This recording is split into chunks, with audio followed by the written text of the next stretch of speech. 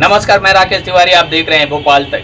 वर्तमान समय में कटनी जिले में जिस प्रकार से चिट फंड कंपनियों का मायाजाल बिछ रहा है, इससे तो यही प्रतीत होता है कि चिट फंड कंपनी संचालक कटनी जिले को एक प्रमुख अड्डा बनाते जा रहे हैं।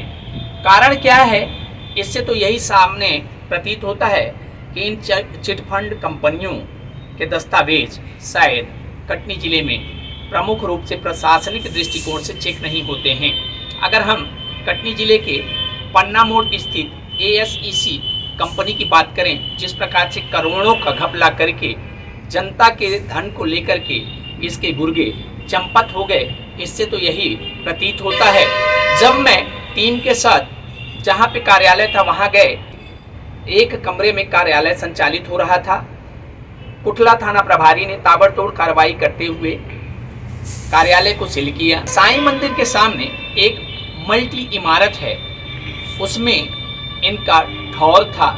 102 कमरे में ये लोग रहते थे। मौके पे जब हमने जाकर के देखा तो वहाँ भी ताला बंद था, डबल ताले लटके हुए थे।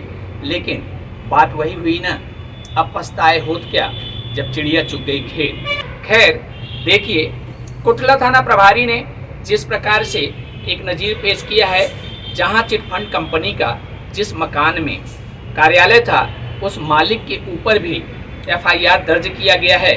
मालिक की गलती ये थी कि उसने किराएनामा पे कार्यालय तो दे दिया, लेकिन थाने में सूचना नहीं दिया। इन चिट फंड कंपनियों की जांच कहां तक हुई, कितना पैसा का घपला हुआ है, कितने लोग आवेदन दिए हैं और कितनों की अभी बाकी है FIR।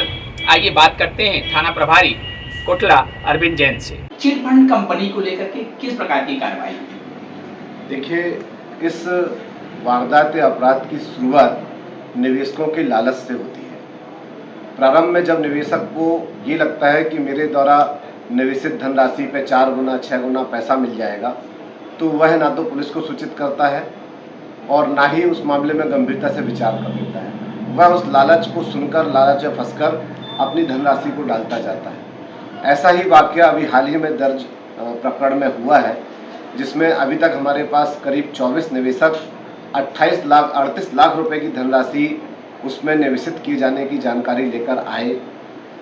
उसमें जो कंपनी का नाम है ASEC कंपनी, उसका जो संचालक है विश्वजीत सिंह, रहने वाले वो बड़वारा थाना क्षेत्र के ग्राम घुरसा के हैं, और उनके 3-4 सहयोगी हैं, जिनने मिलकर लोगों को ये विश्वास दिलाया कि आप इसमें जो धनराशि निवेशित करेंगे उसका 2% ब्याज आपको डेली आपको मिलेगा, और ऐसा करते करते 200 दिनों में हम आपको निवेशित राशि की 4 गुना धनराशि लौटा देंगे। अभी तक के कितने निवेशकों का आपके पास आवेदन आया है कि हमारा पैसा इस कंपनी में लगा हुआ है? अभी तक हमारे पास ऑन रिकॉर्ड 24 निवेशक 38 लाख रुपए राशि निवेशित करने की जानकारी लिखित में दे चुके हैं, जिस पर हमने संज्ञान लेकर 2 FIR भी दर्ज कर चुके हैं। आश्चर्य की बात यह है कि निवेशित लोगों ने अपना धन डालने के पूर्व ना तो उनसे कोई बॉन्ड लेटर लिया, ना उनसे कुछ लिखित में रसीद ली। बस उनके मौखिक आश्वासन पर या व्हाट्सएप पर हुई चैटिंग के आधार पर विश्वास करके शुरू में जो छोटी छोटी निवेशित राशियाँ थी, उन पर तो संबंधित कंपनी के संचालक ने ब्याज लौटाया, कई दिनों तक ब्याज लौटाया। परंतु जैसे ही इसकी लोकप्रियता बढ़ी, लोगों को लालच बढ़ा और उन्होंने जब लाखों में निवेशित करना शुरू किया, किसी ने 10 लाख, किसी ने 5 लाख, किसी ने 3 लाख, और जब यह निवेश काफ़ी बड़ा हो गया तो उसके बाद उन्होंने जो है पैसा ब्याज देना बंद कर दिया। और तब तक, इसके पहले कि वो पुलिस के पास आते, निवेशक पहले स्वयं ही उनसे विवाद करने पहुँच गए और उन्होंने बोला कि हम पुलिस के पास जाएंगे।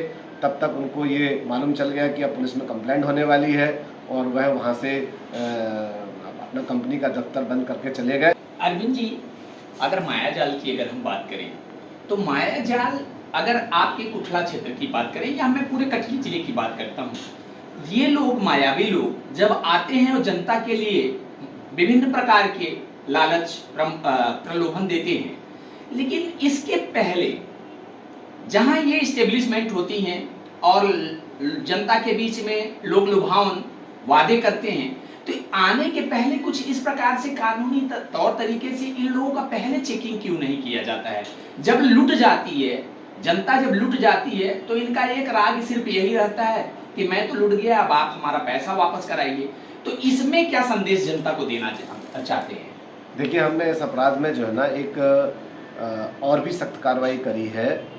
इस एएसईसी चिट फंड कंपनी का कार्यालय कटनी में पन्ना रोड पर एक मकान में खोला गया था। वह मकान श्री अर्जुन दास पटेल का है। वह एक मेडिकल स्टोर भी चलाते हैं। उन्होंने जब इस चिट फंड कंपनी को 2 महीने तक अपना मकान किराए से देकर रखा तो ना तो इसकी जानकारी पुलिस को दी।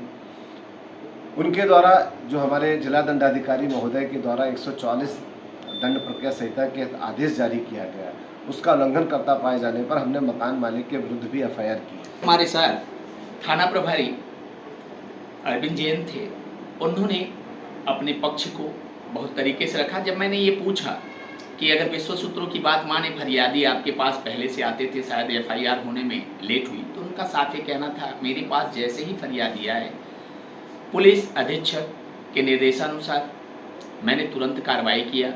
2 प्रमुख आरोपियों को मैंने गिरफ्तार भी किया और जिस प्रकार की और एक साफ साफ संदेश उनके माध्यम से ये भी रहा कि निवेशक बहुत ही ज़्यादा एक किसी भी प्रकार के प्रलोभन में न आए, राष्ट्रीयकृत बैंकों में अपने धन को सेविंग करें।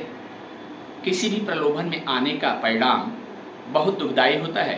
देखते रहिए भोपाल तक। मैं राकेश तिवारी। जय हिंद।